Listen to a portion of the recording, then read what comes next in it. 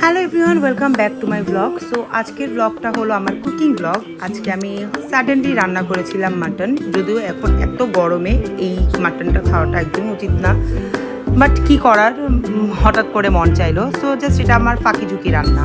তো প্রথমে আমি পেঁয়াজটাকে ভালো করে ভেজে উপর দিয়ে আমি একটু নুনও দিয়ে দিয়েছিলাম, তাহলে পেঁয়াজটা একটু তাড়াতাড়ি ফাস্ট ভাজা হয়ে যায়। দেন আমি বাটা মশলা, দেন ভাবলাম যে আরে ফ্রিজে তো একটা ক্যাপসিকাম পড়ে আছে, ক্যাপসিকাম দেওয়ার পর আমার মনে হলো আরে টমেটোও আছে, টমেটো দেওয়ার পর আমার মনে হলো আরে বাঁধাকপিও তো আছে, বাঁধাকপিও দিই। তো একটু একটু করে আমি মানে বাঁধাকপি, ক্যাপসিকাম অ্যান্ড লাস্টে আমি ক্যাবেজটা অ্যাড করেছি। দেন আমি ভালো করে এটাকে ভেজে মাটনটাও অ্যাড করে দিয়েছি। মাটনটা আমি টক দইয়ে অনেকক্ষণ ধরে ম্যারিনেট করে রেখেছিলাম। দেন এখানের মধ্যে আলুও দিয়ে দিয়েছিলাম, যদিও আলুটা আরও পরে দেওয়া উচিত ছিল, বাট আমি জানি না, আমি অ্যাকচুয়ালি ফাঁকি ঝুঁকি রান্না, তো ফাঁকি ঝুঁকি রান্নাতে একটু একটু তো চলেই। দেন রান্না অ্যাকচুয়ালি মাটন হতে তো একটু মোটামুটি সময় লাগেই।